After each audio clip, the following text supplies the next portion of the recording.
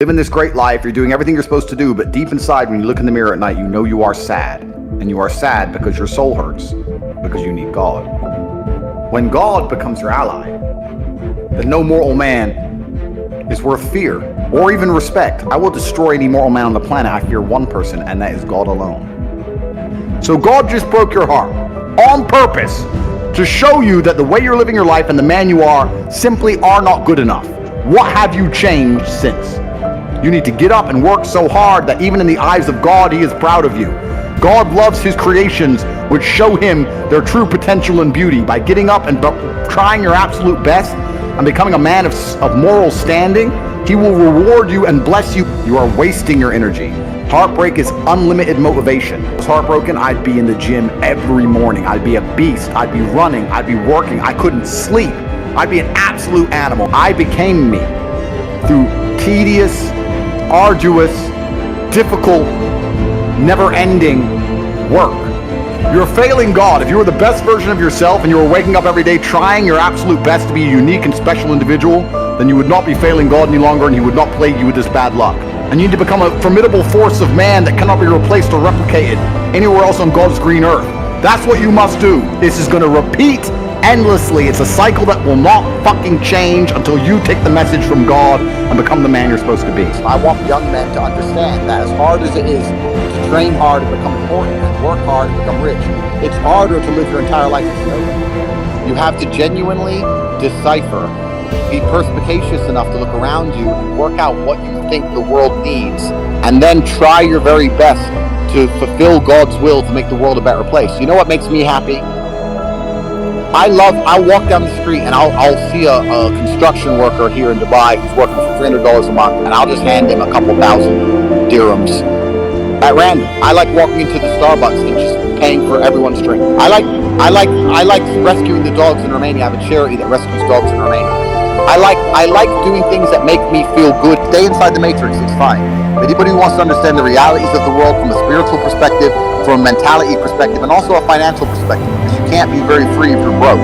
If you're broke, the matrix will always control you because you'll always have a boss. This is why I teach people how to make money. Because if I teach you how to make money, then you can think for yourself. You can't think for yourself if you have a job.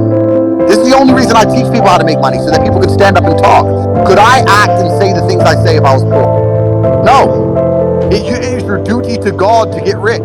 Because unless you are rich, you're always going to be a slave. It is your duty to God to get rich. This is why I teach it. I think the universe is absolutely and utterly giving.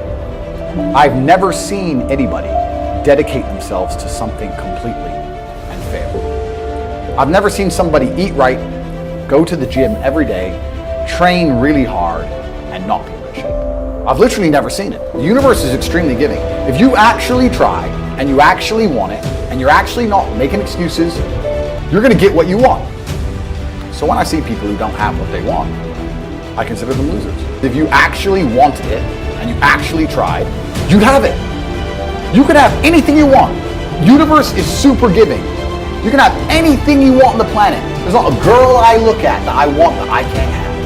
Not one. That's my reality. There's not a car I can't have. There's not a house I can't buy. If I want to go to a yacht, if I want to go to Antarctica, there's nothing I can't have. Bam. Because I've decided to become this man. It's the same for absolutely every single one of you at home. If you want it, you can have it.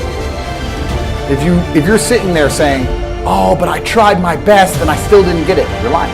You didn't try your best. The universe gives it to everybody who genuinely tries. And I know that to be a fact because this world's competitive. We're all competing against each other.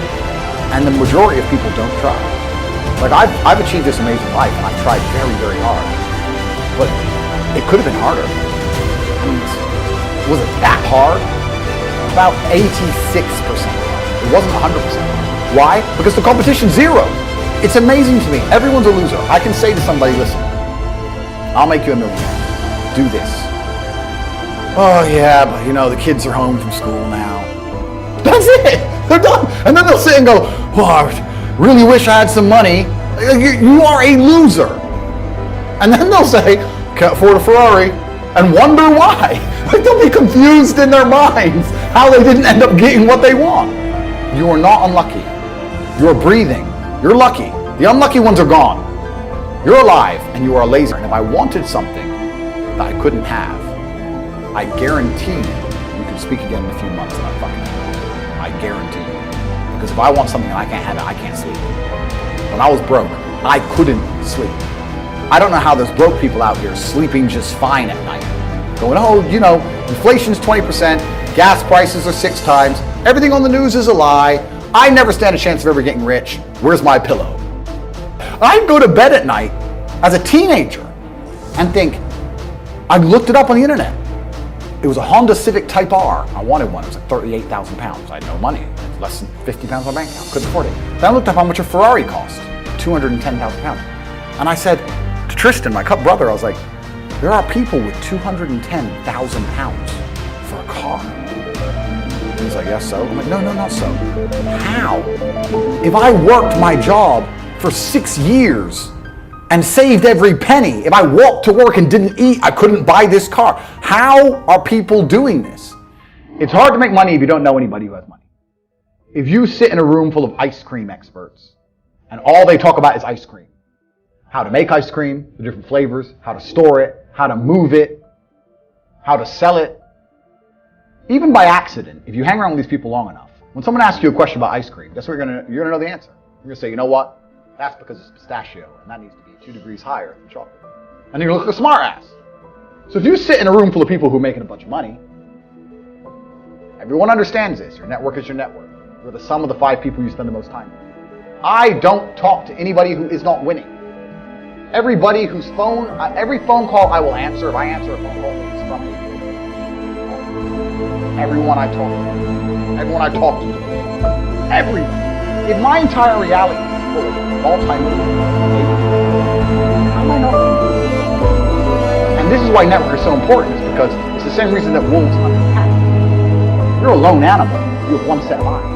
If you're a cat, you're watching every single angle. Perhaps I might miss something. I'm as perspicacious as possible. But one of my friends identifies that the war in Ukraine is going to change.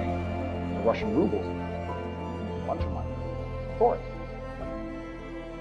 I may not have noticed. He'll notice.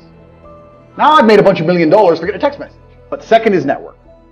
And third, it's to identify the reason why you don't have as much money as you want so far. And there's one of 3. You are either lazy, stupid, or arrogant. Those are the only 3 reasons anyone is poor. And you have to identify and choose them. Most people have this view of they work and they get money.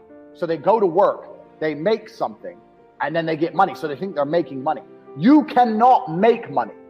You can only take money from other people. You can only convince other people to give you money. That's the only way money can be made, unless you're the Federal Reserve, and you're not the Federal Reserve. The Federal Reserve makes money. You take money. So when you're going through life, I want you guys to stop saying, I want to make money. You have to start saying, I want to take money. Because that's how you have to think. You don't make it, you take it. So you have to start talking that way. You got to take money. Business is simple. It's just other people's money. That's all a business is. A business is getting other people to send you their money. That's what a business is. Now the Federal Reserve makes money. It doesn't matter, in America they make dollars. It doesn't matter what country you're in. You've got your own version of the Federal Reserve. They create money from thin air. You need to understand something, is that money isn't real, and it's created from thin air to enslave us. You are slaves for money.